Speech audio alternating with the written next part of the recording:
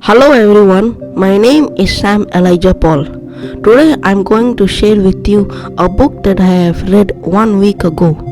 This book is titled as From Adversity to University, an autobiography of David King Thorairajan. This book consists of 17 chapters and 229 pages. The chapter 1 of this book is about his family in trouble. Troubled childhood begins not with assaults, pain, or neglect, but from failed choices and consequences he made. Your every choice determines your success or failure. Chapter 2 is about David joining gangs. The gang is not just about friends, fun, or fast-paced life. It is about finding family. For him, dear friends, entering the gang was like committing suicide. Chapter 3, a deadly friend. Circumstances are not to be blamed for your choices. You are. This is my most liked quote. You know who your real friends are when trouble comes. Chapter 4 is that emotions have power. Making the right choices are achievements worth celebrating. Dear friend, seek achievements in the right places. Chapter 5, Hotel California. Hopelessness begets horror. Dear friend, your rebellion has the power to throw you in jail or put you to death. Chapter 6, Murder. David King's choices had consequences that could destroy him forever. So dear friend, the day you choose violence, it also chooses you. Chapter 7, No More Bail. The more David chose the wrong choices, he had to be sent to the jail. And to bail him out from jail, his parents had to pay huge amount of money to get him out of prison. His family was poor. His parents was evicted from their home and had to be homeless just because of his wrong choices. And if you see in chapter 7, he could not be bailed as his parents had no money. So he had to stay in jail. No choice. He had to face the consequences of his choices. So dear friends, make your own right choices or others will make wrong ones for you. Chapter 8, Adapting to Present Life. So since he could not be bailed out of jail, he had to adapt to present life. When you have no more choice, you make best out of your situation, says David King. So dear friend, when in the worst place, be always ready for action. Chapter 9, Vicious Revenge. David Thorairajan still did not realize his mistake. He wanted to take vicious revenge. He wanted to see blood from his enemies. On David's gang's leader's birthday, Saul, he was drunk, so the police arrested him. When David and Deva saw that his gang leader, the name Saul, was arrested, what happened? They escaped to Little India. They partied there instead.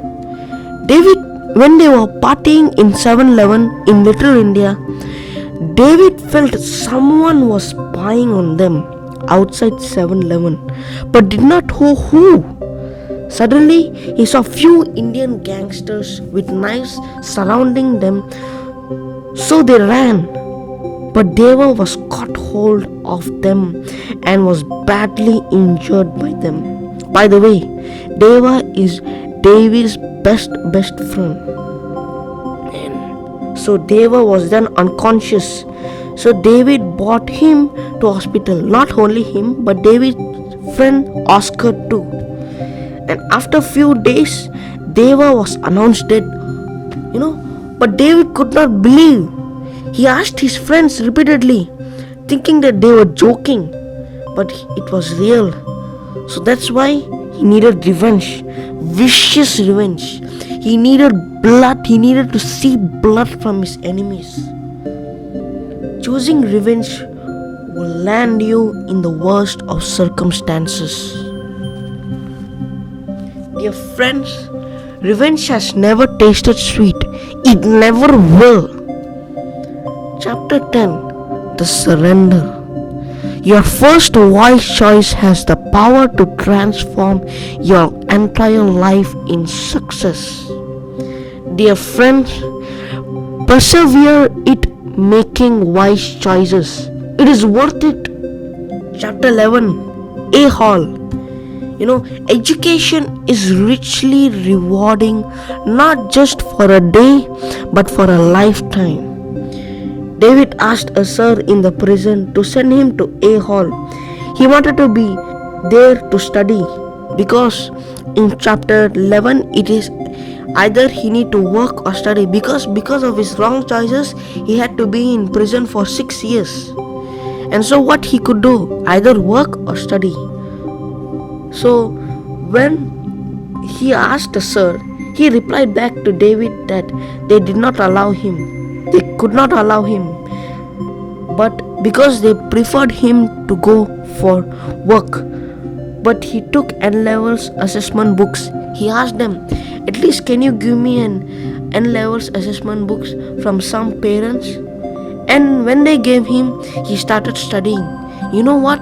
He even tell the in charge of the prison that he did not want to go for yard time. He did not want to go out, see the nature. He wanted to study. So dear friend, without education, you will be nothing. Chapter 12. A newfound hope. If there is a motivation that is so worthy, it had to be love. Dear friend, let love be the answer of your success. Chapter 13. Transformed. Faith in God has the power to change even the hardest of criminals. Dear friend, transformation is the treasure that you must pursue. Chapter 14. Opportunity. To a man stranded in the sea, opportunity is a life buoy. Grab it or lose everything. Dear friend, success begins not when one reaches the top, but from days of a positive thought. Chapter 15. Hope. Never give up on our dreams if you really want them. Dear friend, have a dream, live that dream.